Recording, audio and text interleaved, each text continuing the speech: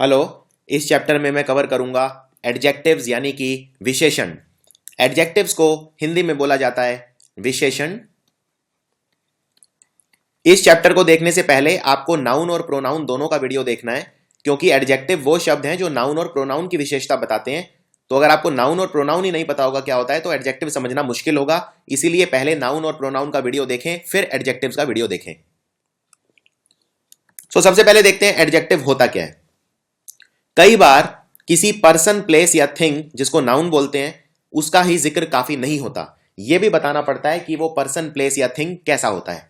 For example, मान लीजिए अगर मुझे लाल रंग के संतरे पसंद हैं तो सिर्फ यह कहना काफी नहीं है कि मुझे संतरे पसंद है, मुझे यह भी बताना पड़ेगा कि संतरा लाल रंग का पसंद है मुझे। इसी तरह से अगर मुझे हरे रंग की साड़ी पसंद है या काले रंग के जूते पसंद हैं तो इनमें मुझे सिर्फ जूता कहना काफी नहीं है।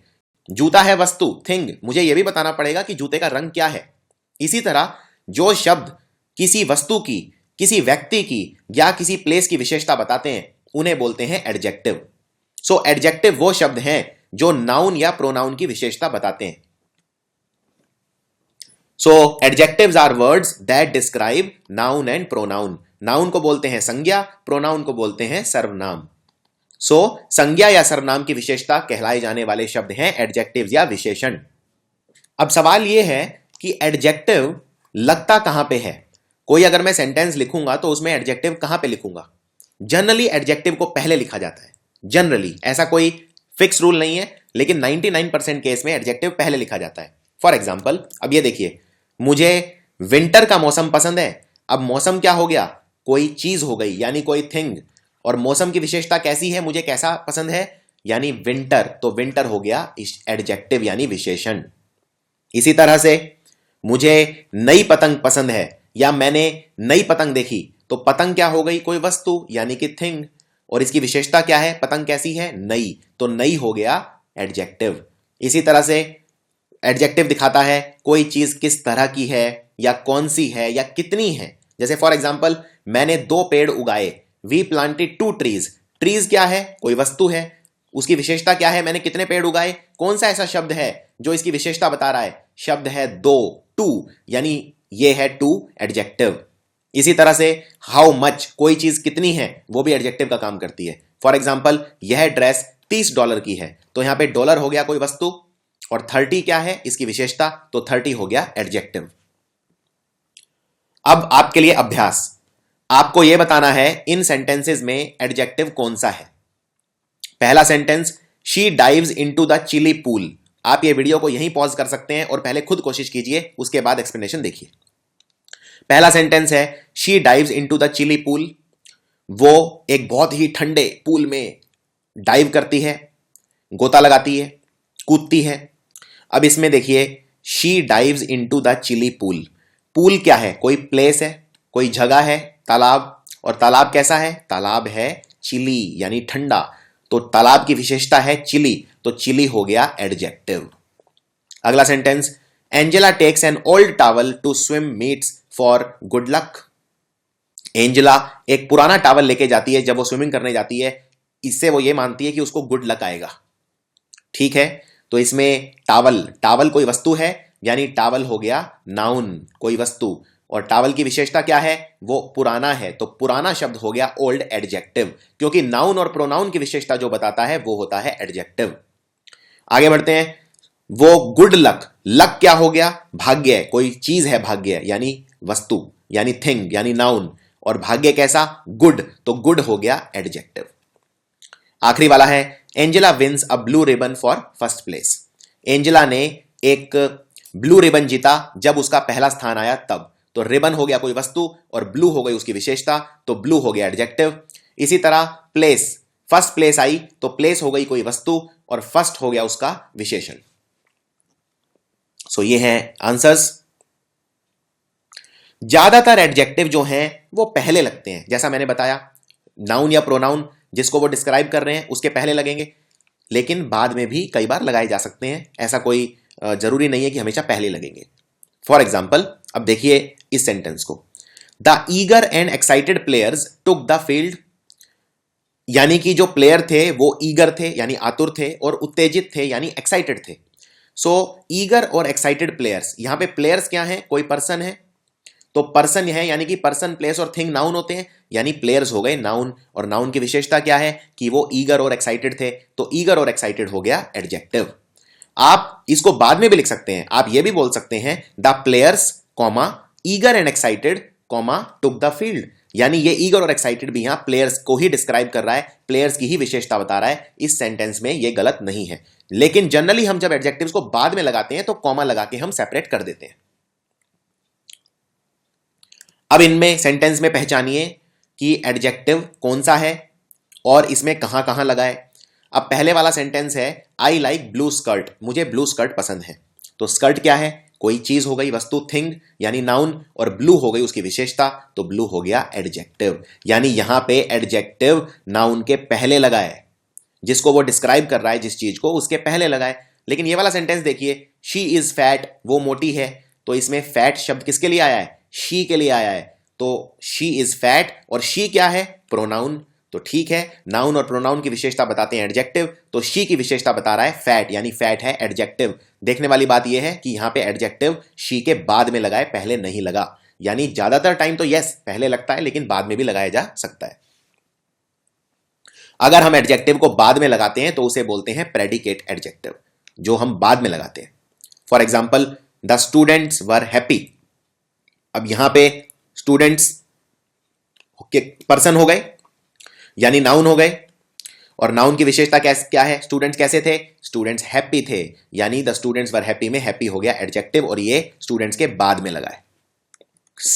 ऐसा नहीं है अंग्रेजी भाषा में कि कोई शब्द एडजेक्टिव होता है या कोई शब्द नाउन होता है या कोई शब्द विशेषण या कारक या कंजंक्शन, सब कुछ सेंटेंस के ऊपर डिपेंड करता है। अगर एक सेंटेंस में सेम शब्द नाउन का भी काम कर सकता है और सेम शब्द एडजेक्टिव का भी काम कर सकता है। फॉर एग्जाम्पल अब ये देखिए, मैं हॉलीवुड में रहता हूं, आई लिव इन हॉलीवुड, यहां पे हॉलीवुड क्या है, शब्द, मैं हॉलीवुड में रहता हूं यानी हॉलीवुड किसी जगह का नाम है, यानी आई लिव इन हॉलीवुड, यानी ये प्लेस है, प्लेस है तो मतलब इसमें ये नाउन का काम कर रहा है। लेकिन अगर मैं बोलता हूं कि मैं हॉलीवुड की पिक्चरें देखता हूं, यानी आई एंजॉय हॉलीवुड मूवीज, अब यहां पे हॉलीवुड कोई जगह नहीं है, हॉलीवुड एक तरह की मूवीज हैं, और मूवीज क्या है, मूवीज कोई थिंग है, कोई वस्तु है, यानी मूवीज हो गया नाउन, और हॉलीवुड बता रहा है मूवीज की विशेषता, यानी हॉलीवुड हो गया एडजेक्टिव। यानी कि सेम शब्द एक सेंटेंस में नाउन का काम कर रहा है, दूसरे सेंटेंस में एडजेक्टिव का काम कर रहा है। अब सबसे पहले एक एक करके हम सारे एडजेक्टिव को डिटेल में देखेंगे, एग्जाम में आने वाले क्वेश्चंस देखेंगे, और बहुत ही डिटेल में, बहुत ही कंसेप्ट्स के साथ हम कोशिश करेंगे कि विशेषण या एडजेक्टिव्स को समझें। सबसे पहले देखते हैं नंबर्स। नंबर्स भी हम एडजेक्टिव की तरह यूज करते हैं, हम देख चुके हैं, क्योंकि नंबर भी किसी ना चीज की तरह विशेषता बताते हैं। फॉर एग्जाम्पल अगर मैं बोलता हूं कि मैंने एक संतरा खाया, तो संतरे की विशेषता क्या है कि वो एक था, तो एक हो गया एडजेक्टिव। राज ने 112 मील गाड़ी चलाई, तो 112 मील की विशेषता बता रहा है, यानी 112 हो गया एडजेक्टिव। उसे 2 घंटे लगे जाने में, तो घंटे क्या हो गए, कोई थिंग हो गया, और 2 हो गया उसका एडजेक्टिव। अब एक इंपॉर्टेंट चीज, हमारे पास जब नंबर्स में बोलता हूं तो नंबर 2 तरह के होते हैं, एक होता है कार्डिनल नंबर और एक होता है ऑर्डिनल नंबर। कार्डिनल नंबर वो होता है जैसे 1 2 3, यानी 1 2 3 4, जो नॉर्मल गिनती होती है उसे बोलते हैं कार्डिनल नंबर। लेकिन अगर मैं 1 बोलूं तो कार्डिनल, और अगर मैं बोलूं फर्स्ट, 1 से बनता है फर्स्ट, तो फर्स्ट हो गया ऑर्डिनल नंबर। 2 से बनता है सेकंड, यानी पहला, दूसरा, तीसरा, चौथा, पांचवा, छठा, सातवां, ये सब है ऑर्डिनल नंबर। और 1 2 3 4 5 6 नॉर्मल जो काउंटिंग होती है वो है कार्डिनल नंबर। और इनको इस्तेमाल कैसे करते हैं इस पे नजर डालते हैं। अब ये सेंटेंस देखिए और बताइए कि क्या इसमें कोई गलती है। पहला सेंटेंस है, अपना किताब का पन्ना 9वें पेज पर खोलो, so open your book on page 9th। और दूसरा है, वो 6ठी कक्षा में पढ़ती है, she studies in 6th class. अब देखिए यहां पे ये जो 9th है ये ऑर्डिनल नंबर है, और ऑर्डिनल नंबर नाउन के पहले लगता है, और ऑर्डिनल नंबर नाउन के पहले लगता है, यानी ये सेंटेंस गलत है। इसको ठीक करने के 2 तरीके हैं, या तो आप बोलिए open your book on 9th page, 9th को पेज के पहले लगाइए, या फिर बोलिए open your book on page 9। ये 2 तरीके हैं। यानी रूल ये है, ऑर्डिनल नंबर जब लगेगा तो हमेशा नाउन के पहले लगेगा, और कार्डिनल नंबर जब लगेगा तो हमेशा नाउन के बाद में लगेगा। इसी तरह से दूसरा सेंटेंस देखते हैं, she studies in 6th class. अब 6 क्या है यहां पे? Cardinal number. Cardinal number noun के बाद में लगता है, तो इस सेंटेंस को ठीक करने के दो तरीके हैं, या तो बोलिए शी स्टडीज इन क्लास 6, या बोलिए she studies in 6th class. अब सबसे इंपॉर्टेंट पार्ट पे आते हैं, विशेषण के, एडजेक्टिव के। किसी भी एडजेक्टिव की 3 डिग्री होती हैं, जिन्हें बोलते हैं फर्स्ट डिग्री, सेकंड डिग्री और थर्ड डिग्री। फर्स्ट डिग्री को बोलते हैं पॉजिटिव डिग्री। पॉजिटिव डिग्री हम यूज करते हैं किसी भी एडजेक्टिव की जो नॉर्मल फॉर्म होती है वो पॉजिटिव डिग्री होती है, ये किसी भी नाउन या प्रोनाउन को डिस्क्राइब करती है। दूसरी डिग्री होती है कंपैरेटिव डिग्री। कंपैरेटिव डिग्री नाम से ही पता चल रहा है, ये कंपैरिजन के लिए यूज होती है। जब हम दो व्यक्तियों को या दो वस्तुओं को आपस में कंपेयर करते हैं तब हम यूज करते हैं कंपैरेटिव डिग्री। और तीसरी होती है सुपरलेटिव डिग्री। सुपरलेटिव डिग्री में भी हम कंपेयर करते हैं, लेकिन 2 से ज्यादा चीजों को कंपेयर करते हैं, उसको बोलते हैं सुपरलेटिव डिग्री। जैसे फॉर एग्जांपल अगर आप बोलेंगे गुड, बेटर, बेस्ट, तो गुड हो गया पॉजिटिव डिग्री यानी फर्स्ट डिग्री, बेटर हो गया कंपैरेटिव डिग्री, और बेस्ट हो गया थर्ड डिग्री यानी सुपरलेटिव डिग्री। इसी तरह से कोई भी सेंटेंस, कोई भी एडजेक्टिव आप 3 भागों में बांट सकते हैं। फॉर एग्जांपल लंबा, उससे लंबा, सबसे लंबा, यानी tall, taller, tallest, smart, smarter, smartest, cute, cuter, cutest, wise, wisest. इस तरह से आप किसी की भी पॉजिटिव, कंपैरेटिव और सुपरलेटिव डिग्री बना सकते हैं। सबसे पहले हम बात करते हैं कंपैरिजन की। ये है 3 डिग्री। जैसे आपको बोलना है प्रेटी, प्रेटी मतलब खूबसूरत, तो उससे खूबसूरत प्रेटियर, और सबसे खूबसूरत प्रेटिएस्ट। न्यू नया, उससे नया न्यूअर, सबसे नया न्यूएस्ट। तो ये है बीच वाली कंपैरेटिव यानी सेकंड डिग्री, और ये है थर्ड डिग्री यानी सुपरलेटिव डिग्री, और ये है फर्स्ट डिग्री यानी पॉजिटिव डिग्री। अब रूल्स पे आते हैं। देखिए, पॉजिटिव, कंपैरेटिव और सुपरलेटिव डिग्री बनाते कैसे हैं यह भी पता होना चाहिए। मान लीजिए अगर मैं बोलता हूं स्मार्ट, तो स्मार्ट की दूसरी डिग्री कौन सी हो जाएगी? स्मार्टर, और तीसरी हो जाएगी स्मार्टेस्ट। यानी कि पॉजिटिव डिग्री में कुछ भी नहीं लगता, सिर्फ शब्द लगता है। सुपरलेटिव डिग्री में ईएसटी लग जाता है, और सेकंड डिग्री में ईआर लग जाता है। जनरली ये रूल फॉलो होता है। यानी कि कंपैरेटिव डिग्री बनाने में ईआर का इस्तेमाल करूंगा, जैसे smart, smarter, smartest, cute, cuter, cutest, और सुपरलेटिव बनाने में ईएस्ट का इस्तेमाल करूंगा। पॉजिटिव डिग्री जैसे दैट कंप्यूटर इज फास्ट, वो कंप्यूटर फास्ट है, लेकिन कंपैरिजन करूंगा तो किसी दूसरे कंप्यूटर के साथ करूंगा। आप बोलेंगे that computer is faster than this computer, यानी वो वाला कंप्यूटर इस वाले कंप्यूटर से फास्ट है। यानी मैं कंपैरिजन कर रहा हूं 2 चीजों के बीच में, यानी कंपैरेटिव डिग्री यूज करूंगा। और सुपरलेटिव मतलब जितने भी कंप्यूटर हैं उनमें ये वाला सबसे तेज है, यानी 2 से ज्यादा चीजों में कंपैरिजन, तो सुपरलेटिव डिग्री यूज करूंगा। अब आपको बताना है इन सेंटेंसेस के अंदर सही क्या आएगा। वीडियो को यहीं रोक दीजिए, पहले खुद ट्राई कीजिए और फिर एक्सप्लेनेशन सुनिए। हर एक में मैंने 2 ऑप्शन दिए हैं। रानी के बाल कैरी के बाल से लंबे हैं, सो रानीज हेयर इज लॉन्गर या लॉन्गेस्ट। अब कंपैरिजन 2 में है तो longer. This room is the dash in the house, यह घर में कमरा सबसे बड़ा है। कमरे अब घर में बहुत सारे हैं, यानी बिगेस्ट। कंपैरिजन 2 से ज्यादा के बीच में हो रहा है। इसी तरह से यह जॉब बहुत हार्ड है, मेरा जो जॉब है बहुत हार्ड है। इसमें मैं अपने जॉब का मुकाबला किसी के साथ नहीं कर रहा हूं, मैं सिर्फ जॉब की विशेषता बता रहा हूं। यानी कोई 2 जॉब्स के बीच में कंपैरिजन नहीं है, यानी हार्ड होगा, सिर्फ हार्डर नहीं होगा। माई अंकल इज ओल्डर या ओल्डेस्ट देन माई मदर, मेरे अंकल मेरी मदर से उम्र में बड़े हैं, तो 2 लोगों के बीच कंपैरिजन है तो आप यूज करेंगे ओल्डर।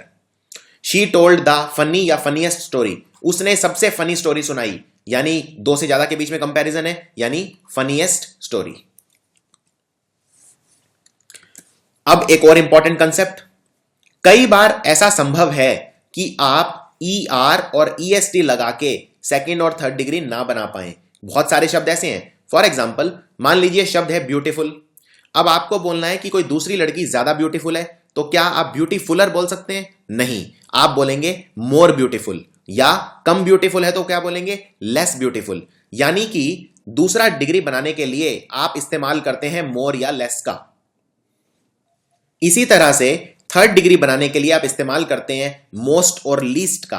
अगर आपको बोलना है कोई सबसे खूबसूरत है तो आप बोलेंगे मोस्ट ब्यूटीफुल। इसी तरह कोई सबसे कम खूबसूरत है तो आप बोलेंगे लीस्ट ब्यूटीफुल, लेकिन आप ब्यूटीफुलेस्ट नहीं बोल सकते। तो कई बार शब्द में खुद परिवर्तन संभव नहीं है। शब्द के अंदर आप ER और EST लगा के सेकेंड और थर्ड डिग्री नहीं बना सकते।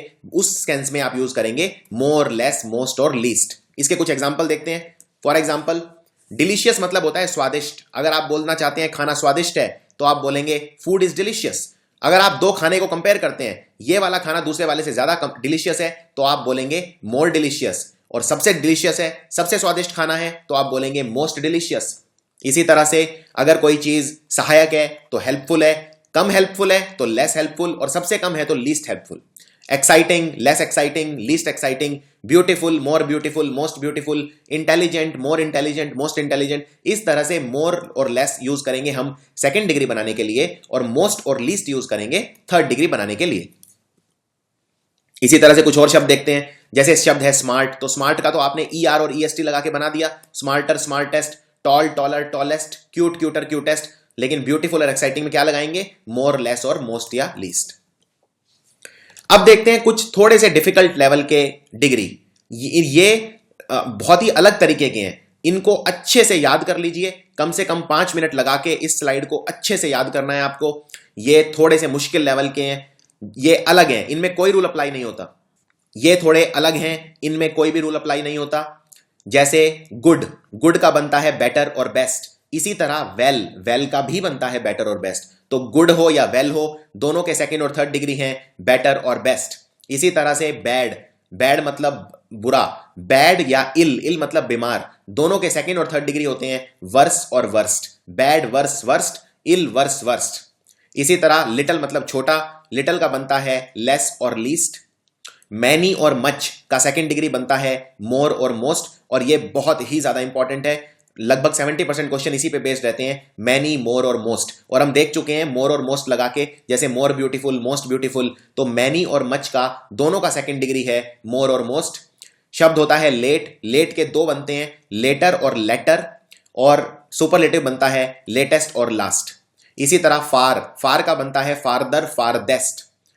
ओल्ड का बनता है, दो पॉसिबिलिटी हैं ओल्ड में, एक बनता है ओल्डर और ओल्डेस्ट, और दूसरा है एल्डर और एल्डेस्ट। तो इसको अच्छे से याद कीजिए पहले, क्योंकि हम इन सब में डिफरेंसेस देखेंगे, क्या फर्क है। For example later versus latter, many versus much, इस तरह के कई सारे केसेस एग्जाम में बनते हैं, फार्दर वर्सेस फर्दर एटसेट्रा। सो शुरू करते हैं। अब बताइए इनमें से कौन सा ठीक है। Which of these two ships can move faster, या which of these two ships can move the fastest. मेरे पास दो जहाज हैं और मैं पूछना चाहता हूं इनमें से ज्यादा तेज कौन सा है, ज्यादा तेज जहाज कौन सा चलता है समुद्र में। तो मैं कैसे बोलूंगा? Which of these two ships can move faster, या which of these two ships can move the fastest. अब शिप कितने हैं? दो। तो दो में कंपैरिजन जब होता है तो मैं कौन सी डिग्री यूज करता हूं? Second degree. तो यहां पे क्या यूज करोगे आप? फास्ट, फास्टर, फास्टेस्ट, यानी सेकेंड डिग्री है फास्टर। सो आंसर है ए।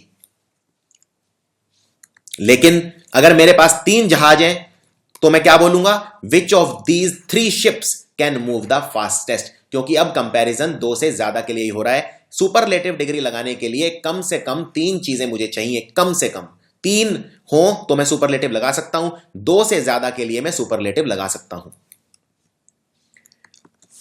अब आपको 2 सेंटेंस दिखाऊंगा, आप बताइए इनमें गलती क्या है। वो दुनिया की सबसे खूबसूरत लड़की है, she is most beautiful girl in the world. और दूसरा, मैं अपनी क्लास में बेस्ट हूं, I am best in my class. क्या इनमें आपको कोई गलती नजर आती है? थोड़ा सा विचार कीजिए, वीडियो को यहीं रोक दीजिए और कोशिश कीजिए। देखिए इनमें गलती यह है, जब भी मैं सुपरलेटिव डिग्री लगाऊंगा, ये रूल लगा लीजिए, ये बिल्कुल इंपॉर्टेंट रूल है, ये वायलेट नहीं हो सकता। सुपरलेटिव डिग्री वाले शब्द के पहले हमेशा लगता है दा, तो इसमें दा नहीं लगाया हुआ है। अब यहां पे मोस्ट ब्यूटीफुल क्या है? थर्ड डिग्री है। Beautiful, more beautiful, most beautiful, यानी मोस्ट ब्यूटीफुल है थर्ड डिग्री, और थर्ड डिग्री के पहले हमेशा दा लगता है। तो इसमें होगा she is the most beautiful girl in the world, और इसमें होगा आई एम द बेस्ट, क्योंकि बेस्ट क्या है यहां पे? गुड, बेटर, बेस्ट, यानी बेस्ट थर्ड डिग्री है। थर्ड डिग्री के पहले हमेशा लगेगा द। तो ये रूल है, always use the before a superlative degree. So इनके आंसर हो गए, she is the most beautiful girl in the world and I am the best in my class. अगला रूल देखते हैं। जब भी मैं दो चीजों में कंपैरिजन करता हूं तो कंपैरेटिव डिग्री के पहले लगता है द और बाद में लगता है ऑफ। इसी तरह अगर मैं दो से ज्यादा के बीच में कंपैरिजन करता हूं और एक को चूज करता हूं, ध्यान से सुनिए ये रूल, पहले मैं रिपीट कर देता हूं। अगर मैं दो चीजों के बीच में कंपैरिजन करता हूं और उनमें एक को चूज करना है मुझे दो में से, तो मैं डिग्री यूज करूंगा कंपैरेटिव, क्योंकि कंपैरिजन दो के बीच में हो रहा है, लेकिन मैं कंपैरिजन से पहले दा लगाऊंगा और कंपैरिजन के बाद में ऑफ लगाऊंगा। इसी तरह अगर मैं दो से ज्यादा चीजों के बीच में कंपैरिजन कर रहा हूं और मुझे एक को चूज करना है, तो मैं सुपरलेटिव डिग्री के पहले दा लगाऊंगा, बाद में ऑफ लगाऊंगा। आइए इसका उदाहरण देखते हैं, क्योंकि हर रूल उदाहरण से ही क्लियर होता है। मान लो दो भाई हैं और मुझे बोलना है, अब दो भाई के बीच में मैं कंपैरिजन करना चाहता हूं, दोनों भाई को कंपेयर कर रहा हूं और मेरे को दो में से एक चूज करना है, तो मैं बोलूंगा मान लो ए वाला भाई मुझे ज्यादा अच्छा लगता है, ए वाला भाई ज्यादा अच्छा है, तो मैं बोलना चाहता हूं ए वाला बेटर है। अब दो में कंपेयर कर रहा हूं तो मैं शब्द क्या यूज करूंगा, कंपैरेटिव डिग्री यूज करूंगा, क्योंकि दो में कंपैरिजन हो रहा है, दो में कंपैरिजन हो रहा है तो मैं सेकंड डिग्री यूज करूंगा। तो गुड बेटर बेस्ट यानी मैं बेटर यूज करूंगा, तो मैं बोलूंगा ही is the better of the two brothers. यानी अब इसमें बेटर के पहले मैंने लगाया है द और बाद में लगाया है ऑफ। इसी तरह जब मैं दो से ज्यादा को कंपेयर करूंगा तो मैं कौन सी डिग्री यूज करूंगा, थर्ड डिग्री। तो गुड बेटर बेस्ट यानी मैं बेस्ट यूज करूंगा। तो तीन भाई हैं, दो से ज्यादा हैं, यानी बेस्ट यूज करूंगा, बेस्ट से पहले लगेगा द और बाद में लगेगा ऑफ, तो मैं लिखूंगा ही is the best of the three brothers. यानी कि जब मुझे दो में कंपैरिजन करना होता है तो मैं सेकंड डिग्री यूज करता हूं, पहले लगता है द, बाद में लगता है ऑफ, अगर मुझे दो में से एक को चूज करना है तो।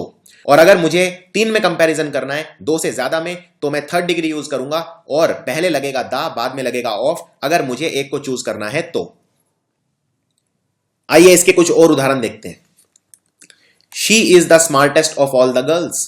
कक्षा में जितनी भी लड़कियां हैं वो सबसे स्मार्ट है। अब कक्षा में बहुत सारी लड़कियां हैं, यानी मैं थर्ड डिग्री यूज करूंगा, तो थर्ड डिग्री क्या बन गया, स्मार्ट, स्मार्टर, स्मार्टेस्ट, तो मैं यूज करूंगा स्मार्टेस्ट। स्मार्टेस्ट से पहले लगा है द, बाद में लगा है ऑफ, क्योंकि मैंने जितनी भी गर्ल्स हैं उनमें से एक को सिलेक्ट करा है, एक को चूज करा है।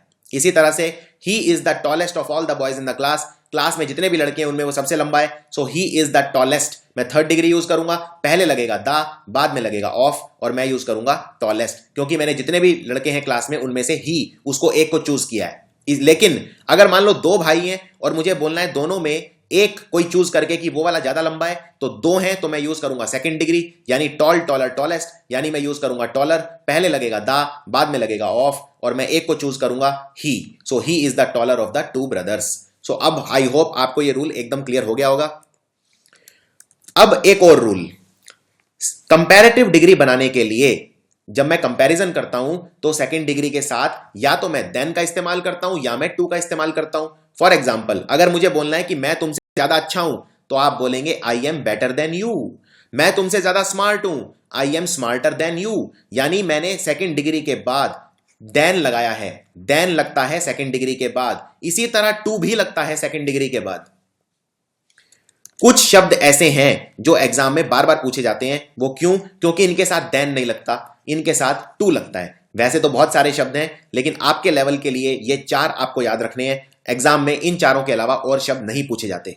ये चार शब्द हैं सीनियर, जूनियर, सुपीरियर और इंफीरियर। इनके साथ देन नहीं लगेगा, इनके साथ टू लगेगा, इस बात का ध्यान रखना है।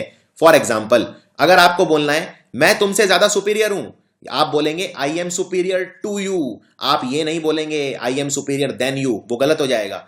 I am superior to you. Superior, inferior, junior और सीनियर के साथ टू लगता है, देन नहीं लगता है। फॉर एग्जाम्पल अगर आपको किसी को बोलना है मैं तुमसे ज्यादा सीनियर हूं, तो आप बोलेंगे I am senior to you.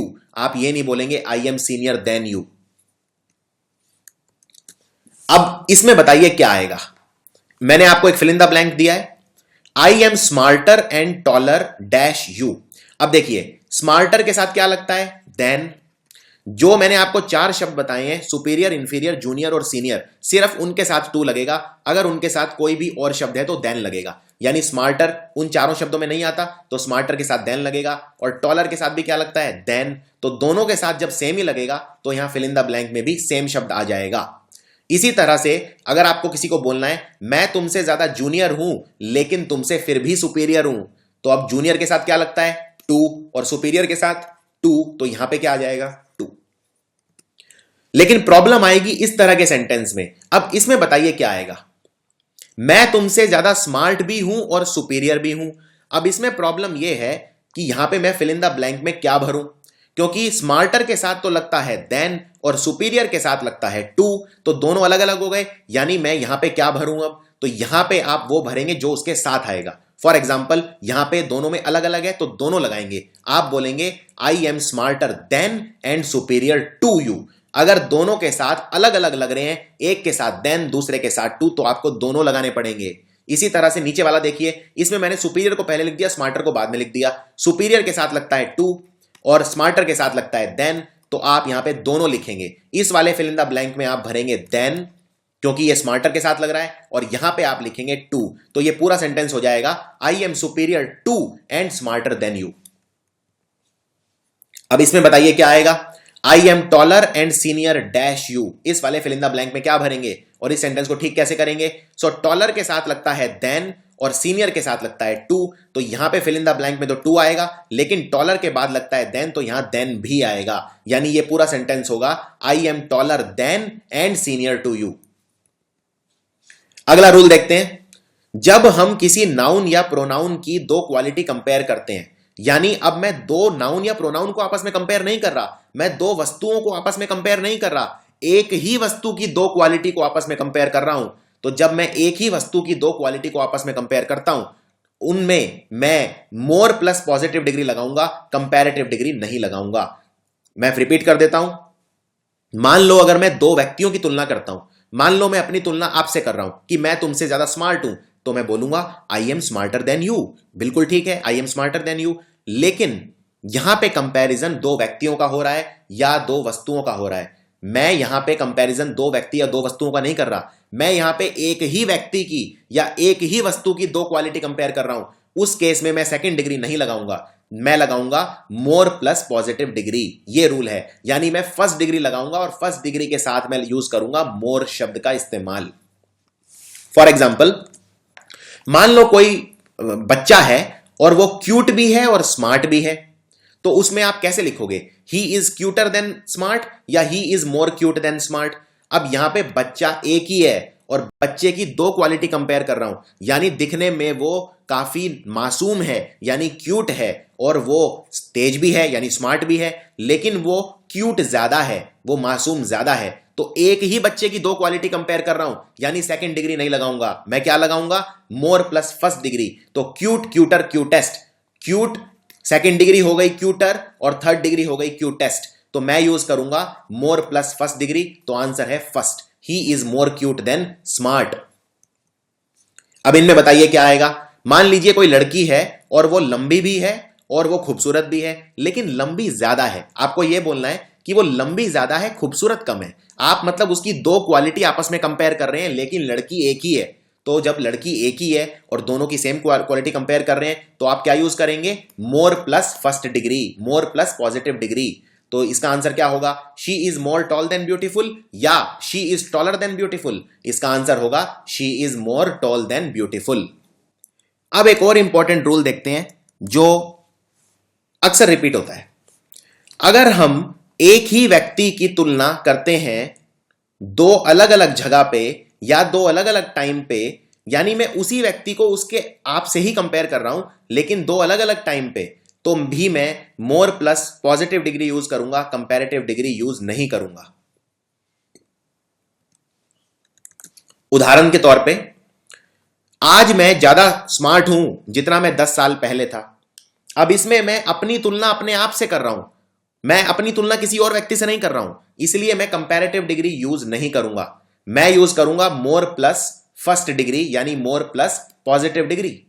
मैं क्योंकि अपनी तुलना अपने आप से ही कर रहा हूं, मैं जो 10 साल पहले स्मार्ट था और जो मैं आज स्मार्ट हूं उसमें फर्क है। आज मैं ज्यादा स्मार्ट हूं जितना मैं 10 साल पहले था। सो आप क्या बोलेंगे, I am smarter now than I was 10 years back, या I am more smart now than I was 10 years back. तो मैं अपनी तुलना अपने आप से ही कर रहा हूं, दो व्यक्तियों से नहीं कर रहा, यानी सेकंड डिग्री यूज नहीं करूंगा, मैं यूज करूंगा फर्स्ट डिग्री, लेकिन साथ में यूज करूंगा मोर। तो आंसर है I am more smart now than I was 10 years back. चलिए आपके लिए एक अभ्यास, बताइए इनमें से कौन सा ठीक है। I am lonelier in India than I was in USA, या I am more lonely in India than I was in USA, मैं इंडिया में ज्यादा लोनली, ज्यादा अकेलापन फील करता हूं अमेरिका के मुकाबले, तो क्या आंसर होगा? अब इसमें मैं दो अलग अलग जगह पे हूं लेकिन तुलना मैं अपनी ही कर रहा हूं। मैं इंडिया में भी लोनली हूं, अमेरिका में भी लोनली हूं, लेकिन इंडिया में ज्यादा लोनली हूं, यानी अपनी तुलना अपने आप से ही कर रहा हूं, जो मैं इंडिया में हूं और जो मैं अमेरिका में था। यानी मैं यूज करूंगा I am more plus first degree, यानी I am more lonely in India than I was in USA is the answer. अब देखते हैं एक बहुत ही डिफिकल्ट रूल। अगर मान लो एक कैटेगरी है, जैसे मान लो जूते हैं बहुत सारे, तो जूते एक कैटेगरी हो गई जिसमें बहुत सारे जूते होंगे। इसी तरह अगर कोई कवि है तो कवियों की एक कैटेगरी हो गई जिसमें बहुत सारे कवि होंगे। तो एक कैटेगरी में जब मैं किसी एक व्यक्ति को बाकी से कंपेयर करता हूं, तब मैं उसे बाकियों से अलग करने के लिए अदर शब्द का इस्तेमाल करता हूं, वरना रेपिटेशन हो जाएगी। देखते हैं इस रूल का मतलब क्या है। मैं बोलना चाहता हूं कि दुनिया में जितने भी बल्लेबाज हैं सचिन उनमें सबसे अच्छा है, तो मैं इसको कैसे लिखूंगा? Sachin is better than all the cricketers in the world, या Sachin is better than all the other cricketers in the world. अब देखिए, ये है एक कैटेगरी, इसके अंदर ये बहुत सारे बैट्समैन हैं, बहुत सारे। इसमें मुझे सचिन को अलग करके दिखाना है, तो मैं बाकियों से सचिन को अलग करूंगा, यानी अदर का इस्तेमाल करूंगा। मैं ये नहीं बोल सकता कि सचिन दुनिया के जितने भी बल्लेबाज हैं उनसे सबसे अच्छा है, क्योंकि दुनिया के जितने भी बल्लेबाज हैं उनमें सचिन खुद शामिल है, तो सचिन की तुलना मैं सचिन से ही नहीं कर सकता। मुझे यह कहना पड़ेगा कि सचिन दुनिया के बाकी सब बल्लेबाजों से अच्छा है, यानी मुझे बाकी शब्द चाहिए, और बाकी शब्द को अंग्रेजी में बोलते हैं अदर। इसलिए मुझे बोलना पड़ेगा Sachin is better than all the other batsman in the world, या other cricketers in the world. चलिए ये सेंटेंस बताइए देख के, और मुझे बताइए क्या ये ठीक है या गलत है। ये आए हुए एग्जाम्स का क्वेश्चन है। अब देखिए सेंटेंस है, Shakespeare is better than all the writers in the history of English literature, यानी इंग्लिश भाषा के जितने भी कवि हुए हैं आज तक इतिहास में, शेक्सपियर सबसे अच्छा हुआ है। तो Shakespeare is better than all the writers in the history of English literature. तो ये सेंटेंस गलत है। गलत क्यों है? क्योंकि मान लो ये एक कैटेगरी है, इसमें जितने भी इंग्लिश राइटर हैं वो सारे हैं। अब मुझे शेक्सपियर को अलग करके दिखाना है, तो शेक्सपियर को मैं अलग कैसे करूंगा? मैं ये नहीं बोल सकता कि शेक्सपियर जितने भी राइटर हुए हैं उनमें सबसे अच्छा है, क्योंकि जितने भी राइटर हुए हैं उनमें शेक्सपियर अपने आप खुद शामिल है, यानी शेक्सपियर की तुलना में शेक्सपियर से ही नहीं कर सकता। मुझे कहना पड़ेगा शेक्सपियर बाकी जितने भी राइटर हैं उन सबसे अच्छा है, यानी बाकी शब्द इसमें मिसिंग है। यानी मैं बोलूंगा शेक्सपियर इज बेटर देन, यानी मैं इसके अंदर बोलूंगा Shakespeare is better than all the other writers in the history of Indian English literature. तो अदर शब्द मिसिंग था इसके अंदर, यह गलती थी। अगला रूल देखते हैं। एक तरीका कंपेयर करने का और होता है, और वो ये, हम एनी अदर का इस्तेमाल कर सकते हैं। फॉर एग्जाम्पल, पिछले वाले सेंटेंस में मैं ये भी बोल सकता हूं कि शेक्सपियर इतिहास के किसी भी राइटर से अच्छा है, या फिर सचिन तेंदुलकर दुनिया के किसी भी बल्लेबाज से अच्छा है।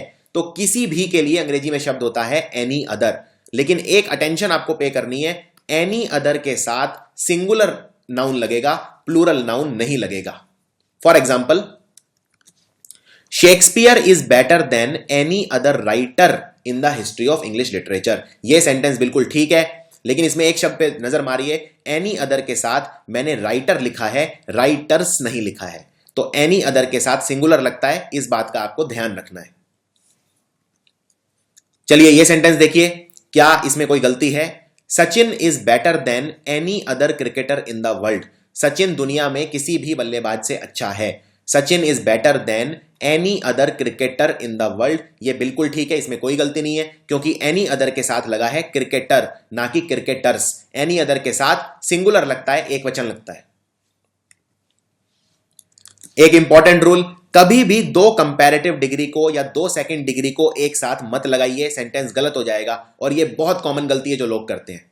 अब इससे पहले मैं आगे बढ़ूं, मैनी और मच की सेकंड डिग्री क्या थी? मोर, और थर्ड डिग्री क्या थी? मोस्ट। तो इसमें मोर सेकंड डिग्री है एक तरह से, क्योंकि मैनी और मच है फर्स्ट डिग्री, मैनी और मच का सेकंड डिग्री होता है मोर, और थर्ड डिग्री होता है मोस्ट। तो मोर हो गया सेकंड डिग्री। अब मुझे यह बताइए, क्या ये दोनों सेंटेंस ठीक हैं? मैं तुमसे ज्यादा लंबा हूं, आई am more taller than you. मैं तुमसे ज्यादा स्मार्ट हूं, आई am more smarter than you. क्या ये दोनों ठीक हैं? अब देखिए, देखते हैं कि ये ठीक है या गलत है। इसमें टॉलर क्या है? टॉलर सेकंड डिग्री है, टॉल, टॉलर, टॉलेस्ट। और ये मोर क्या है? इसमें ये मोर भी तो सेकंड डिग्री है, क्योंकि मैनी और मच का सेकंड डिग्री होता है मोर। अब इसमें दो सेकंड डिग्री एक साथ लगा रखी है, यानी ये सेंटेंस गलत है, क्योंकि रूल ये बोलता है दो सेकंड डिग्री एक साथ नहीं लग सकती। तो इसको ठीक कैसे करूं? मोर हटा दो, इतना काफी है। I am taller then you, खत्म, मैं तुमसे ज्यादा लंबा हूं, मोर की जरूरत नहीं है। इसी तरह से आई am more smarter than you, ये भी गलत है, क्योंकि स्मार्ट, स्मार्टर, स्मार्टेस्ट, स्मार्टर हो गई सेकंड डिग्री, मैनी, मैनी का हो गया मोर सेकंड डिग्री, तो दो सेकंड डिग्री फिर से एक साथ लगा दी, यानी इसका आंसर होगा I am smarter than you, more की जरूरत नहीं है।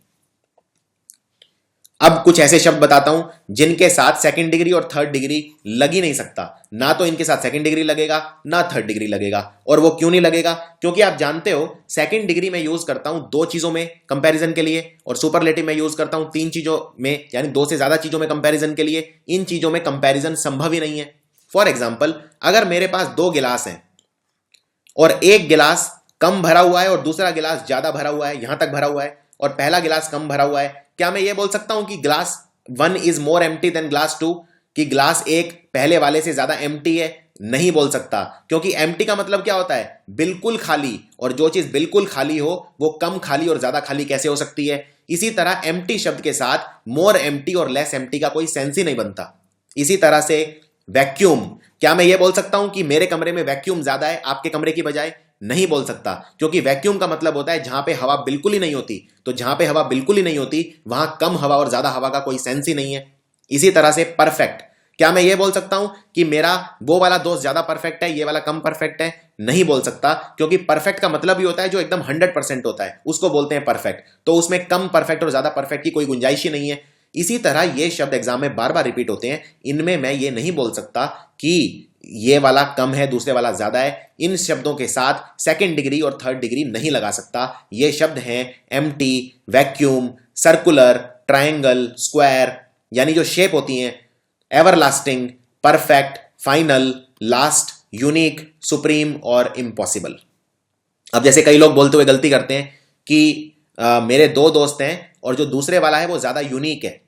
यूनिक का मतलब होता है जिसके जैसा कोई दूसरा ना हो दुनिया में। तो जिसके जैसा कोई दूसरा दुनिया में है ही नहीं, आप उसको उससे कंपेयर कैसे कर सकते हैं? यानी यूनिक के साथ भी मोर unique, most unique, less unique, ये शब्द में नहीं लगा सकता। फॉर एग्जाम्पल, अब इसकी प्रैक्टिस करते हैं।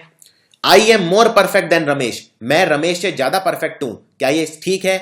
ये बिल्कुल गलत सेंटेंस है। मोर परफेक्ट, लेस परफेक्ट कुछ होता ही नहीं है। अगला sentence, good deeds are more everlasting than bad deeds. Everlasting मतलब क्या होता है? जो अनंत काल तक चले।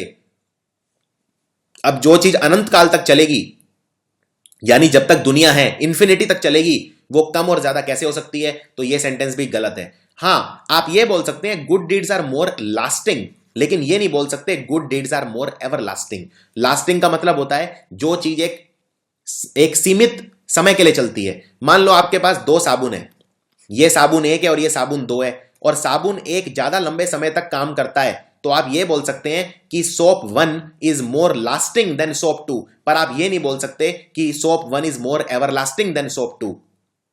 इसी तरह से यह कहना भी गलत है कि my garden is more circular than your garden. मेरा गार्डन ज्यादा सर्कुलर है, आपका गार्डन कम सर्कुलर है। कोई सेंस नहीं बनता, क्योंकि सर्कल की एक ही शेप होती है, उसमें कम सर्कुलर और ज्यादा सर्कुलर कुछ नहीं होता। तो यह सेंटेंस भी गलत है। इस तरह से सेंटेंस करेक्शन जब आप करें तो आपको बहुत केयरफुल रहना है इसके अंदर। सो फॉर एग्जाम्पल, ये मैंने एक एग्जाम्पल आपको बताया था कि दो गिलास है मेरे पास, तो क्या मैं ये बोल सकता हूं this glass is more empty than the one next to it? नहीं बोल सकता। मोर एम्प्टी, लेस एम्प्टी कुछ होता ही नहीं है। एम्प्टी का मतलब होता है जिसके अंदर कुछ भी नहीं होता। अब देखते हैं एक बहुत इंपॉर्टेंट रूल। जब मैं एडजेक्टिव्स को, विशेषण को ज्वाइन करता हूं आपस में कंजंक्शन से, कंजंक्शन मतलब संयोजक, जैसे एंड, बट, ये सारे जो शब्द हैं ये कंजंक्शन होते हैं जो दो सेंटेंस जोड़ने में मदद करते हैं। जब मैं एडजेक्टिव्स को कंजंक्शन से ज्वाइन करता हूं तो दोनों एडजेक्टिव सेम डिग्री के अंदर होने चाहिए, अगर वो एक ही नाउन और प्रोनाउन को डिस्क्राइब कर रहे हैं तो। फॉर एग्जाम्पल, ये सेंटेंस देखिए, इसमें बताइए कौन सा ठीक है। नेहरू जो थे वो सबसे ज्यादा चतुर थे और सबसे ज्यादा नोबल थे यानी अच्छे आदमी थे। अब इसके अंदर मैंने दो क्वालिटी बताई है नेहरू की, यानी मैं नेहरू एक ही पर्सन की दो क्वालिटी बता रहा हूं, यानी मैं एक ही नाउन या प्रोनाउन को कंपेयर कर रहा हूं। दो क्वालिटी हैं, so when two qualities of the same person describe कर रही हैं ओनली वन नाउन या प्रोनाउन। और यहां पे नेहरू है, नेहरू क्या है? किसी का नाम यानी नाउन, तो नेहरू नाउन है। और नाउन की दो क्वालिटी क्या है? नेहरू जी क्या थे? एक तो वाइजेस्ट थे, सबसे ज्यादा चतुर थे, और दूसरे नोबल, सबसे नोबल थे। अब इसमें बीच में लगा है एंड, दो क्वालिटीज के बीच में कंजंक्शन लगा है। कंजंक्शन मतलब जो दो शब्दों को जोड़ता है, दो सेंटेंस को जोड़ता है। तो जब दो सेंटेंस को जोड़ने के लिए मैं कंजंक्शन का इस्तेमाल करूंगा, दो एडजेक्टिव्स को जोड़ने के लिए कंजंक्शन का इस्तेमाल करूंगा, तो दोनों सेम डिग्री में होंगे। तो आप ये नहीं बोल सकते Nehru was the wisest and नोबलर of all, क्योंकि वाइजेस्ट कौन सा डिग्री है? वाइज, वाइजर, वाइजेस्ट यानी थर्ड डिग्री है, जिसमें ईएसटी लगा होता है वो थर्ड डिग्री होता है।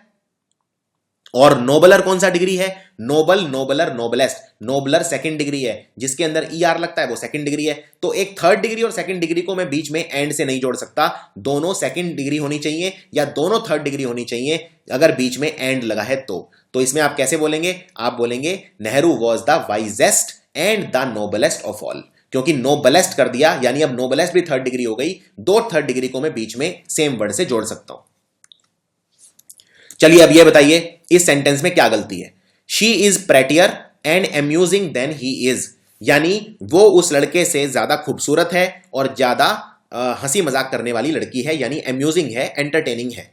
अब इसमें मैंने बीच में एक लड़की की दो क्वालिटी बताई है कि वो प्रेटी है और अम्यूजिंग है, और दोनों के बीच में एंड लगाया है। एंड लगाया है मतलब दोनों क्वालिटी सेम डिग्री में होनी चाहिए। अब प्रेटियर कौन सी डिग्री है? प्रेटी, प्रेटियर, प्रेटिएस्ट, यानी ईआर लगाए, यानी ये सेकंड डिग्री है। और अम्यूजिंग कौन सी डिग्री है? अम्यूजिंग तो फर्स्ट डिग्री है, क्योंकि अम्यूजिंग का बनता है अम्यूजिंग, मोर अम्यूजिंग, मोस्ट अम्यूजिंग। तो एक सेकंड डिग्री और एक फर्स्ट डिग्री को मैं बीच में नहीं जोड़ सकता, एंड लगा के दोनों सेकंड डिग्री होनी चाहिए। तो इसको भी सेकंड डिग्री बना दीजिए, she is prettier and more amusing than he is. इसी तरह से ये देखिए, he is the best and honest person in the room, वो इस कमरे में सबसे ज्यादा बेस्ट है पर्सन और सबसे ईमानदार भी है। तो यहां पे बेस्ट कौन सी डिग्री है? Third degree. Good, better, best third degree. और ऑनेस्ट कौन सी डिग्री है? फर्स्ट डिग्री, क्योंकि honest, more honest, most honest. तो यहां पे मैं कैसे ठीक करूंगा? यहां पे मैं लिखूंगा ही is the best and the most honest person in the room. इस फर्स्ट डिग्री को भी मुझे कन्वर्ट करना पड़ेगा थर्ड डिग्री में, क्योंकि बीच में आया है एंड। अब कुछ इंपॉर्टेंट चीजों पर नजर डालते हैं। सबसे पहले देखते हैं फारदर और फर्दर में क्या डिफरेंस होता है। ये दो शब्द बिल्कुल एक जैसे दिखते हैं देखने में, लेकिन इनमें जमीन और आसमान का फर्क है। देखिए, फारदर शब्द बना फार से, और फार का मतलब क्या होता है अंग्रेजी में? फार मतलब होता है दूर, यानी मेरा घर बहुत दूर है, my house is very far. Far मतलब दूर, फार से बना फारदर। यानी जब फिजिकल डिस्टेंस की बात होती है 10 किलोमीटर, 20 किलोमीटर, 25 किलोमीटर, तो मैं यूज करूंगा फारदर और फारदेस्ट। लेकिन फर्दर का इस्तेमाल मैं करता हूं यह दिखाने के लिए कि कोई चीज जरूरत से ज्यादा है या एक्स्ट्रा है, या ये टाइम को रेफर कर रही है या अमाउंट को रेफर कर रही है। इसको मैं कंपैरेटिव फॉर्म में यूज करता हूं फार की, जिसका मतलब होता है मच। इसको उदाहरण के तौर पे देखते हैं। मान लो दो घर हैं, ये मेरा घर है जहां मैं रहता हूं, और ये घर है घर ए, और ये घर है घर बी। ये मेरे पड़ोसियों के घर हैं, घर ए और घर बी। इनमें ज्यादा दूर कौन सा है मेरे घर से? ये वाला घर बी है, ये ज्यादा दूर है। तो मैं बोलूंगा या मान लीजिए घर ए वाला ज्यादा दूर है, ये वाला घर ए है, ये वाला बी मान लेते हैं। सो ये वाला ए वाला घर ज्यादा दूर है, सो मैं बोलूंगा house A is farther from my house than house B, क्योंकि फिजिकल डिस्टेंस की बात हो रही है। मान लो ये जो ए वाला घर है ये 20 किलोमीटर दूर है और ये बी वाला घर 10 किलोमीटर दूर है, तो मैं बोलूंगा हाउस ए इज फारदर, क्योंकि मैं फिजिकल डिस्टेंस की बात कर रहा हूं, दूरी की बात कर रहा हूं। लेकिन इस सेंटेंस के अंदर क्या आएगा? अगर मैं बोलता हूं शेयर मार्केट आज और ज्यादा गिर गई, तो मैं क्या ये बोलूंगा शेयर मार्केट फेल फर्दर या फारदर? अब मैं बोलना चाह रहा हूं शेयर मार्केट और ज्यादा गिर गई, यानी एडिशनली, यानी पहले से ज्यादा, यानी किसी चीज की डिग्री दिखा रहा हूं, तो मैं यूज करूंगा फर्दर ना कि फारदर। तो मैं बोलूंगा share market fell further and closed below 2000 points for the first time this week.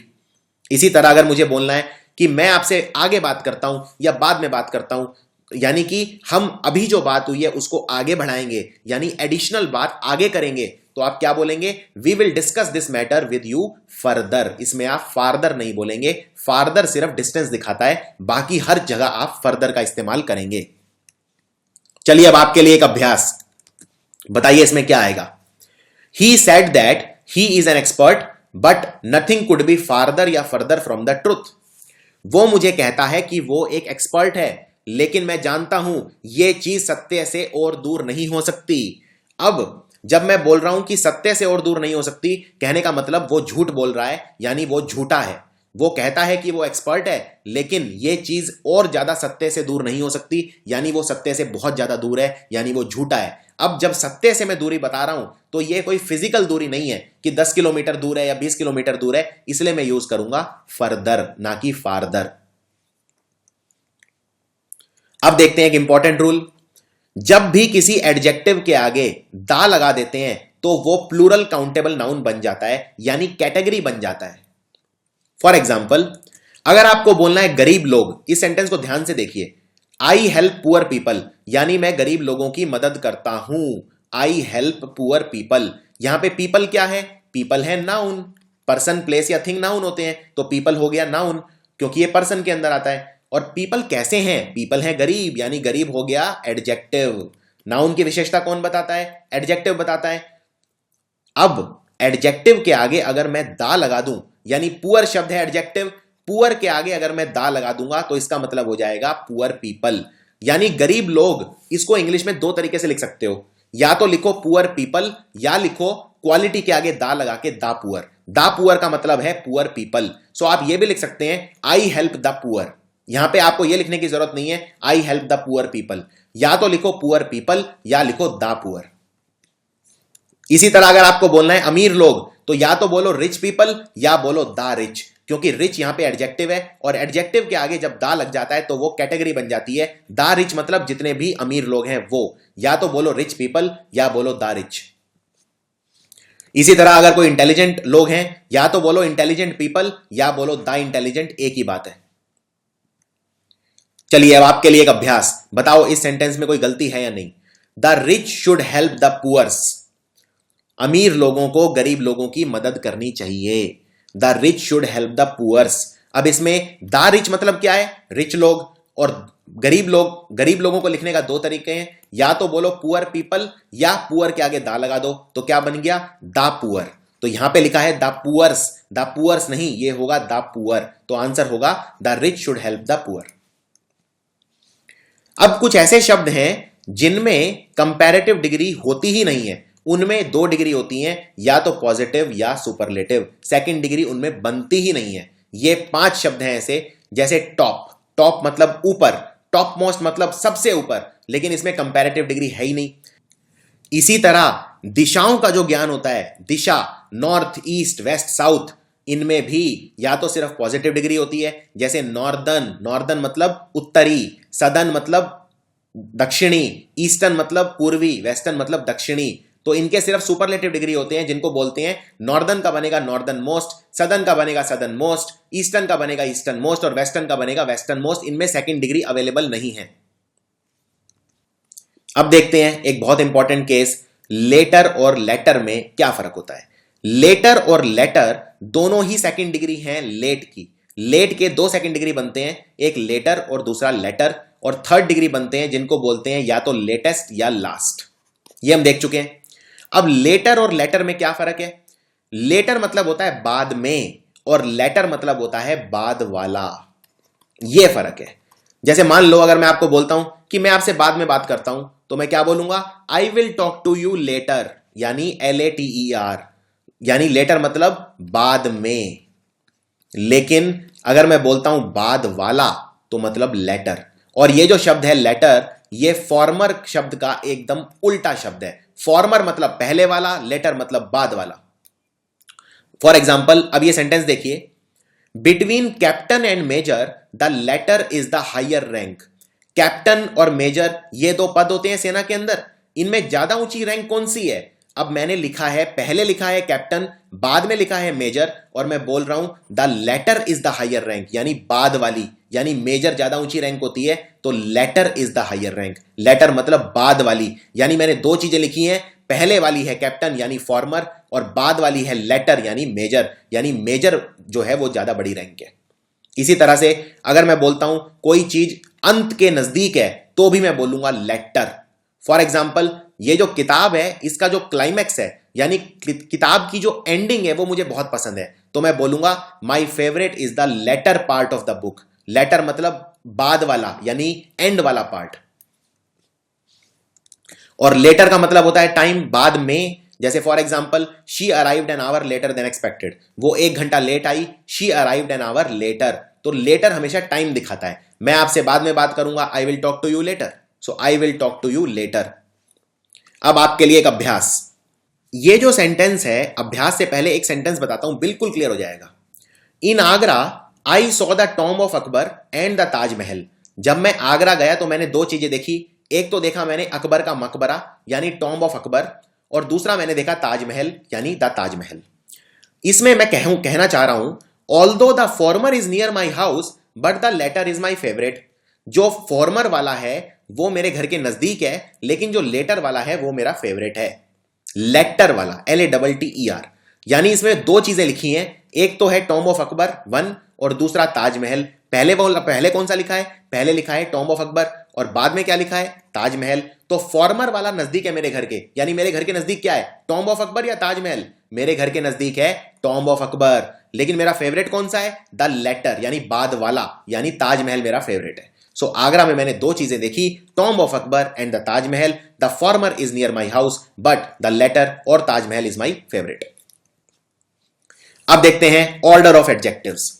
Adjective बहुत सारी चीजें बता सकते हैं, जैसे क्वांटिटी बता सकते हैं, क्वालिटी बता सकते हैं, साइज बता सकते हैं, age, shape, colour, nationality, material और पर्पस।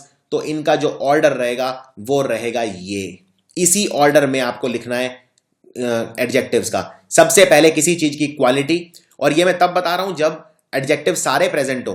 तो कैसे डिसाइड करें कि कौन सा एडजेक्टिव पहले लगेगा? फॉर एग्जाम्पल मान लीजिए आपके पास एक कुर्सी है और कुर्सी की 2 क्वालिटी हैं, एक कुर्सी लंबी है और दूसरी कुर्सी काले रंग की है।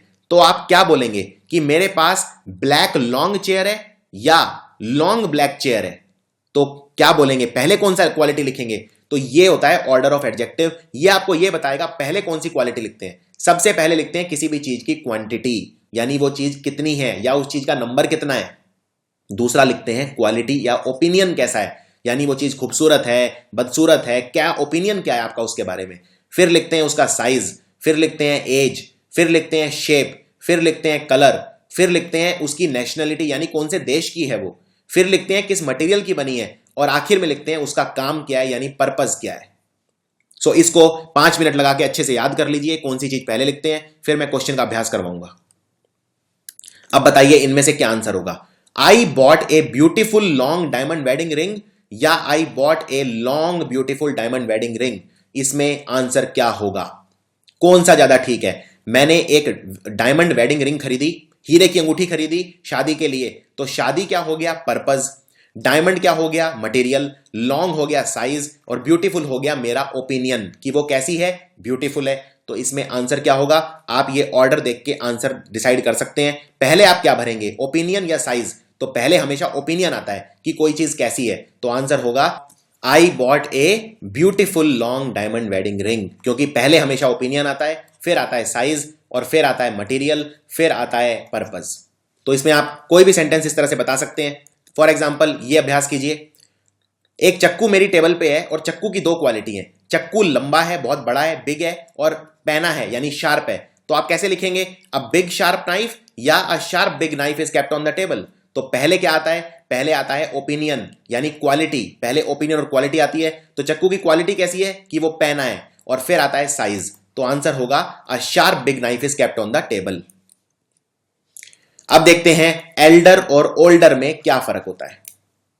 देखिए अंग्रेजी में शब्द होता है ओल्ड, ओल्ड की 2nd डिग्री होती है एल्डर, और 2nd डिग्री ओल्डर भी होती है, और 3rd डिग्री बन जाती है ओल्डेस्ट और एल्डेस्ट। तो 2nd डिग्री एल्डर और ओल्डर बनी है और सेम शब्द की बनी है, यानी दोनों में फर्क तो जरूर होगा। तो क्या फर्क है? दोनों का मतलब होता है एज में ज्यादा, एल्डर भी और ओल्डर भी, लेकिन दोनों में बहुत ज्यादा फर्क है। और वो फर्क क्या है देखते हैं। देखिए एल्डर मतलब होता है जब हम सिर्फ ह्यूमन बींग्स की बात करते हैं, जब हम मैन वुमेन यानी ह्यूमन बींग्स की बात करते हैं तो एल्डर लगाते हैं, और जनरल सेंस में हम लगाते हैं ओल्डर। एल्डर का मतलब होता है जब कोई बहुत ज्यादा उम्र में बड़ा होता है और वो सम्मान के भी लायक होता है।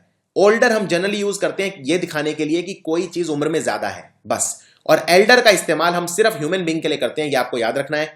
ओल्डर का इस्तेमाल हम ह्यूमन बींग के लिए भी कर सकते हैं और बाकी चीजों के लिए भी कर सकते हैं। एक और डिफरेंस, एल्डर के साथ लगता है टू और ओल्डर के साथ लगता है देन। ये एक इंपॉर्टेंट डिफरेंस है। फॉर एग्जाम्पल अब ये देखिए, लाल किला इंडिया गेट से ज्यादा पुरानी इमारत है, तो इसमें आप यूज करेंगे ओल्डर, इसमें एल्डर यूज नहीं करेंगे, क्योंकि एल्डर तो सिर्फ ह्यूमन बींग्स के लिए लगता है। यहां पे आप इमारतों की बात कर रहे हैं, यानी वस्तुओं की बात कर रहे हैं, प्लेस की बात कर रहे हैं, सो आप यूज करेंगे older building. Red Fort is an older building than the India gate.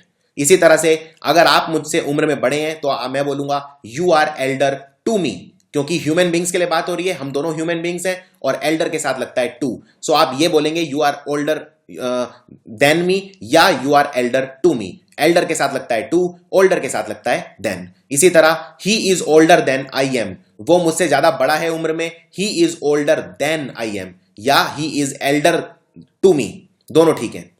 लेकिन यह कहना गलत है he is elder than I am. Elder के साथ देन नहीं लगता, एल्डर के साथ टू लगता है।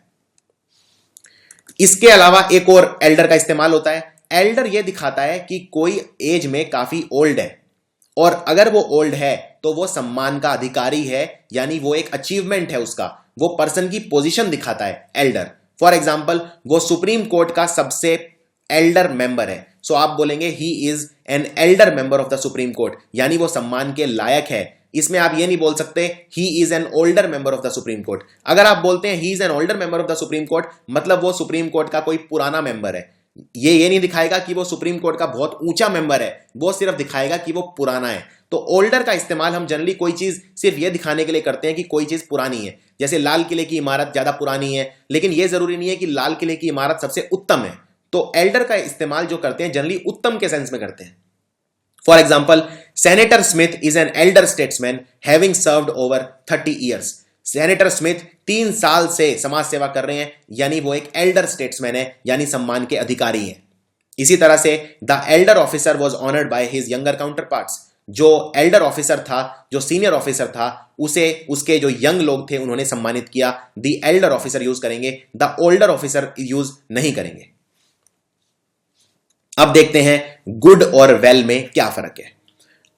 देखिए, गुड का मतलब भी होता है अच्छा, और वेल का मतलब भी होता है अच्छा। और गुड का बनता है good, better, best, second degree और थर्ड डिग्री, और वेल का भी बनता है बेटर और बेस्ट, सेकंड डिग्री और थर्ड डिग्री। तो फर्क क्या है दोनों में? दोनों का मतलब होता है अच्छा। आप मान लीजिए बहुत अच्छा खेल रहे हैं, तो आप क्या बोलेंगे?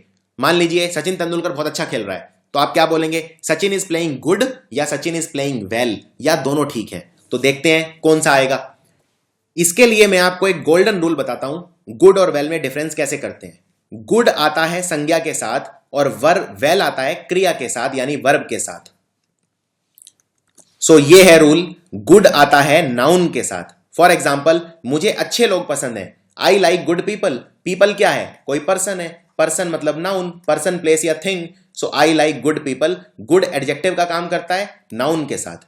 लेकिन वेल आता है वर्ब के साथ और एडवर्ब का काम करता है। For example he is playing well, इसमें ये वेल किसके लिए है? Is playing. इज प्लेइंग मतलब वो अच्छा खेल रहा है। खेल रहा है यानी कोई काम कर रहा है, यानी कोई क्रिया हो रही है। क्रिया मतलब वर्ब, तो वर्ब के साथ आएगा वेल। आप ये नहीं बोल सकते ही इज प्लेइंग गुड। चलिए ये बताइए अब इसमें क्या आएगा। ही प्लेज एज गुड या वेल एज ही कुड। वो उतना अच्छा खेला जितना अच्छा खेल सकता था। He plays as good as या he played as well as. अब वो बहुत अच्छा खेला, यानी खेला मतलब क्रिया हुई, यानी वर्ब, वर्ब के साथ आएगा वेल। सो आप लिखेंगे he played as well as he could. एक बात और, जब भी दो एज लगते हैं, दोनों एज के बीच में हमेशा 1 डिग्री यूज करोगे आप, पॉजिटिव डिग्री यूज करोगे, कोई और डिग्री यूज नहीं करोगे। फॉर एग्जाम्पल ये सेंटेंस देखो, बताओ क्या इसमें कोई गलती है? I will do this project as best as I can. मैं ये प्रोजेक्ट उतना अच्छा करूंगा जितना अच्छा कर सकता हूं। I will do this project as best as I can. तो ये गलत है, क्योंकि दो एज के बीच में इन्होंने लिखा है बेस्ट, और बेस्ट कौन सा डिग्री है? Third degree. लेकिन दो एज के बीच में कौन सा डिग्री आता है? First degree. तो बेस्ट का फर्स्ट डिग्री क्या है? बेस्ट का फर्स्ट डिग्री होता है या तो गुड या वेल, क्योंकि good better best, well better best. अब आपको बस ये डिसाइड करना है कि गुड आएगा कि वेल आएगा। तो गुड आएगा कि वेल आएगा, ये कैसे डिसाइड करोगे? ये काम मैं उतना अच्छा करूंगा जितना अच्छा कर सकता हूं, यानी मैं कुछ करने की बात कर रहा हूं, यानी क्रिया की बात कर रहा हूं, वर्ब की बात कर रहा हूं। और वर्ब के साथ क्या आता है? वेल। यानी यहां पे आएगा I will do this project as well as I can. अब देखते हैं लिटल और फ्यू में क्या फर्क होता है। फ्यू लगता है काउंटेबल नाउन के आगे और लिटल लगता है अनकाउंटेबल नाउन के आगे। अब काउंटेबल और अनकाउंटेबल नाउन क्या होते हैं, इसके लिए पहले आप नाउन वाला वीडियो देख लीजिए, आपको बिल्कुल क्लियर हो जाएगा। काउंटेबल नाउन वो होते हैं जिन्हें हम गिन सकते हैं, उनके आगे लगेगा फ्यू, और लिटल लगेगा अनकाउंटेबल के आगे जिन्हें हम नहीं गिन सकते। फॉर एग्जाम्पल, मेरे पास कुछ संतरे हैं, संतरों को तो मैं गिन सकता हूं कितने, तो संतरे के आगे क्या लगाऊंगा? Few. I have few oranges. इसी तरह अगर मैं बोलता हूं उस लड़की के पास बुद्धि कम है, तो बुद्धि को तो मैं गिन नहीं सकता, बुद्धि कितनी है, तो मैं बोलूंगा she has little wisdom. Wisdom मतलब बुद्धि। इसी तरह से मान लीजिए आपने मुझसे कुछ पूछा कि क्या आपको इस चीज पर नॉलेज है, तो मैं कहूंगा नहीं, इस मुद्दे पर मुझे बिल्कुल नॉलेज नहीं है। तो मैं क्या बोलूंगा? I have little knowledge on this subject, क्योंकि नॉलेज एक ऐसी चीज है जिसे मैं गिन नहीं सकता, तो मैं बोलूंगा लिटिल नॉलेज। फ्यू नॉलेज नहीं बोलूंगा। फ्यू बोलूंगा काउंटेबल चीजों के आगे सिर्फ, और लिटिल बोलूंगा अनकाउंटेबल। ये डिफरेंस है लिटिल और फ्यू के बीच में। यही सेम डिफरेंस है मैनी और मच के बीच में। मैनी यूज होता है काउंटेबल चीजों के आगे जिन्हें मैं गिन सकता हूं, और मच यूज होता है अनकाउंटेबल नाउन्स के साथ। सो फॉर एग्जाम्पल, मेरे बहुत सारे दोस्त हैं, आई हैव मैनी फ्रेंड्स, क्योंकि मैं अपने फ्रेंड्स को गिन सकता हूं। लेकिन उसने मुझे बहुत ज्यादा आजादी दी काम करने की, तो मैं बोलूंगा she gave me much freedom, क्योंकि फ्रीडम एक ऐसी चीज है जिसे मैं गिन नहीं सकता। आजादी कितनी मुझे मिली है मैं गिन नहीं सकता, तो मैं बोलूंगा she gave me much freedom. चलिए एक सेंटेंस देखिए, वीडियो को यहीं रोक दीजिए और बताइए इसमें कोई गलती है या नहीं है। सेंटेंस का मतलब है आज मैं बहुत सारी चॉकलेट और बहुत सारा दूध खरीदूंगा। I will buy many chocolates and milk to get today. इसमें क्या गलती है? इसमें गलती यह है, चॉकलेट को तो मैं गिन सकता हूं, बिल्कुल ठीक है, तो मैंने लिख दिया मैनी चॉकलेट्स, पर मिल्क अनकाउंटेबल नाउन है, दूध को मैं गिन नहीं सकता कि एक दूध, दो दूध, तीन दूध। हां, 1 लीटर दूध बोल सकता हूं, 2 लीटर बोल सकता हूं, लेकिन दूध अपने आप में अनकाउंटेबल नाउन है, तो मैं ये बोलूंगा I will buy many chocolates and much milk today. इसी तरह शब्द होते हैं अ लॉट ऑफ या लॉट्स ऑफ। ये अनकाउंटेबल और काउंटेबल दोनों के लिए लग सकते हैं। या तो आप लिखिए अ लॉट ऑफ या लिखिए लॉट्स ऑफ, बात एक ही है। फॉर एग्जाम्पल, मेरे पास बहुत नॉलेज है, I have a lot of knowledge भी ठीक है, I have lots of knowledge भी ठीक है। इसी तरह से मेरे पास बहुत सारी कुर्सियां हैं, अब कुर्सियां तो काउंटेबल हैं, लेकिन फिर भी मैं यूज कर सकता हूं अ लॉट ऑफ। इसलिए इन शब्दों का इस्तेमाल बहुत ज्यादा किया जाता है, क्योंकि ये अनकाउंटेबल और काउंटेबल दोनों के साथ इस्तेमाल की जा सकती हैं बिना डरे। चलिए आपके लिए एक अभ्यास, इसमें बताइए क्या आएगा, मैनी आएगा कि मच आएगा? एज मैनी या much as 4 prime ministers of India have been elected from Rajya Sabha. भारत के 4 प्रधानमंत्री ऐसे हैं जो राज्यसभा से प्रधानमंत्री बन चुके हैं। अब देखिए इसमें कितने प्रधानमंत्री हैं? 4, यानी मैंने गिन लिया, यानी ये काउंटेबल है। काउंटेबल के साथ क्या लगता है? मैनी। तो इसका आंसर होगा as many as 4 prime ministers of India have been elected from Rajya Sabha. So ये था पहला कंप्लीट चैप्टर एडजेक्टिव्स का। जैसा कि आप देख सकते हैं चैप्टर के अंदर डिग्रीज का इस्तेमाल बहुत ज्यादा किया जाता है। इसके अंदर first degree, second degree, third degree, इस पे आपको बहुत ज्यादा खास ध्यान देना है। और ये चैप्टर आपको तीसरे नंबर पे देखना है। सबसे पहले आपको देखना है नाउन, फिर देखना है प्रोनाउन, फिर देखना है एडजेक्टिव, फिर देखना है एडवर्ब, फिर देखना है प्रेपोजिशन, और उसके बाद देखना है कंजंक्शन, और सबसे आखिर में देखना है सब्जेक्ट वर्ब एग्रीमेंट। अगर आपने ये 7 चैप्टर कवर कर लिए तो आप ग्रामर में एकदम मास्टर हो जाएंगे, आपका 1 नंबर भी एग्जाम में नहीं कटेगा। अगर फिर भी आपको कोई डाउट है तो आप मुझे ईमेल कर सकते हैं मेरे ईमेल के ऊपर। Thank you.